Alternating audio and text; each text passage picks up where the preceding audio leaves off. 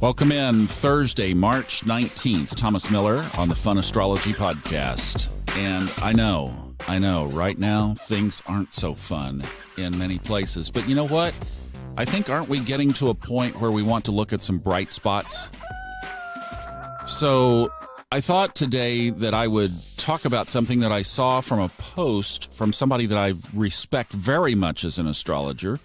Kelly Surtees has put out an article on all of this, and I thought I would pick a few highlights from that. I'm going to link to the article in the show notes here so you can get right to it if you'd like to read it for yourself. And we'll bring some of our own spin on this. But basically, Kelly pretty much just screwed all the bolts together, if you will, of the energy in Capricorn, that being Mars, Jupiter, Pluto, and Saturn. You know, we have never lived through something like this. And by this, I'm talking about not only a worldwide global situation. And, you know, even thinking about that, really the last world global situation that you could say almost everybody was involved with would have been the two world wars of the last century. But not everybody was affected by those. I mean, it was broad scale and it was world war, but it wasn't like every person on the planet, 7-point-something billion people are affected by what's going on with this thing. We also have certainly not gone through Saturn-Pluto because the last time it happened was 1518. And actually, that one is not as reflective as this one. Now, I've had a bunch of you signing up over on the Subconscious Mind Mastery Facebook page because I did a video on this where we go back and look at the year 1518 and the year 1284 on video, Majana and I doing it together, and we talk about the different characteristics and what happened. It's basically kind of looking back at the history of what unfolded at each period. The 1518 period was more of a shakeup of the dominance of the Roman Catholic Church. 1284 was a major shift period. 1284 looks more like 2020 than 1518 does, simply because the planetary alignments in Capricorn are closer to 1284 than they are 1518. Just like today, in 1284, you had Mars, Jupiter, Pluto, and Saturn, and also Venus in Capricorn. So I will put that link in the show notes as well. So from a historical perspective, I would tend to look at some of the characteristics of what happened in 1284. And as I pointed out in the video, basically you had several calamities, several waves of things came through. There was a famine in 1315. Then there was, of course, the bubonic plague in 1347. And then there was a little mini ice age that began. So if you wanted to break it down, you had climate change and a pandemic. Now, what Kelly was saying is that the triggers of Jupiter moving into Capricorn, you know, when Jupiter moved into Capricorn last fall, and specifically talked about it being in a grumpy zone, and when Mars joined the party, we talked about the two greater malefics, according to traditional astrology, being in the same sign. Sign that happens to be ruled by Saturn. So Kelly describes all the nuances of this. I'll not go into it. It's a fairly in-depth article and very well done. But one of the main points is happening by degree right now because Mars is conjunct Jupiter at 22 degrees. Now, the exact conjunction will happen tomorrow morning. That will be at 7 a.m. Eastern Time. That's when Mars and Jupiter will be conjunct by both degree and minute. Now, I think we've seen, you know, with Saturn-Pluto, of course, those two move so slowly. But Jupiter's not, you know, not on roller skates either.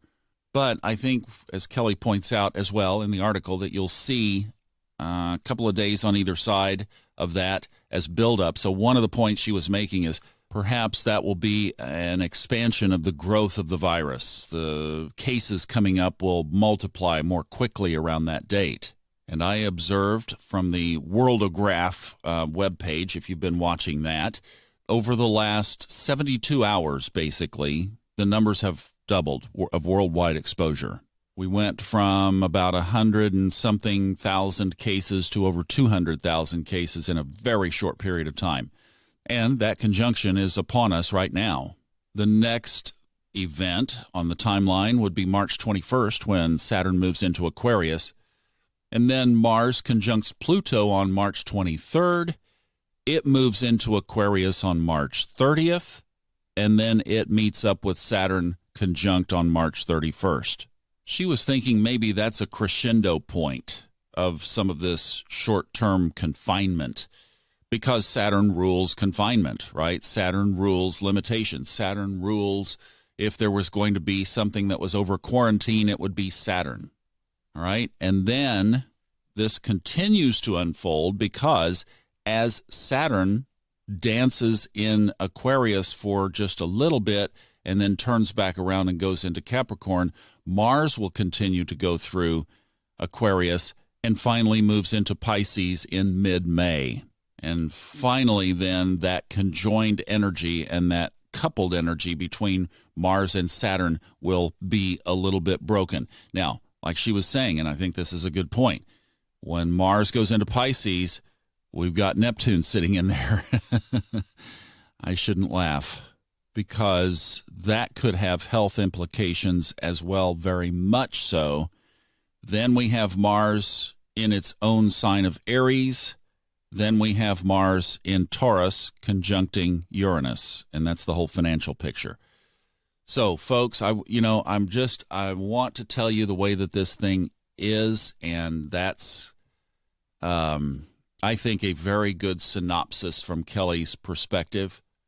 So the path of this will continue for a while, at least energetically, astrologically. Now, one of the good things about once this finally shakes out, and just like she's saying, mid-May kind of time frame, at least there will be separation. In other words, Mars will be just dealing with Neptune, and then it will just be dealing with itself, and then it will just be dealing with Uranus, instead of this very hyper-consolidated, focused energy that we've had as this built up through last year, crescendoed in January, and has continued to unfold. So I have a stack of resources that I will put in there. I did an initial Saturn-Pluto video that talks about, again, the history of this, looking back. That was just a video that I've done, and I will put the link to that. It's a free download from our website, soulfoodtalks.com. I'll link to Kelly's article, and I will link to the Facebook page if you want to pick that up. And I'm going to be doing more. Now, if you are sequestered, and I waited all the way to the end of this to tell you, by the way, the Steve Forrest Book of Fire audiobook is out. Finally, got the email like at 7 o'clock last night from Audible, but hey, they're doing what they have to do as well, and I'm sure that they are under reduced workload or workers' capability right now, and they're just doing what they can. So it took a while to get out, but it is out. The Book of Fire by Steve Forrest. And we'll be talking about that more, and I'm going to be releasing the hour-long almost interview with him over on Subconscious Mind Mastery, and I'll tell you when that's out as well. So we got some stuff to occupy your time anyway. It's a great book, and even, like, if you're listening to this podcast, it is totally for you. It's not all deep and nitpicky in astrology. I think it's a great read, and Steve's writing style is amazing. So check it out on Audible. The Book of Fire by Stephen Forrest, narrated by Thomas Miller. All right, that buttons it up for Thursday. We'll talk more tomorrow. Have a good one. Bye-bye.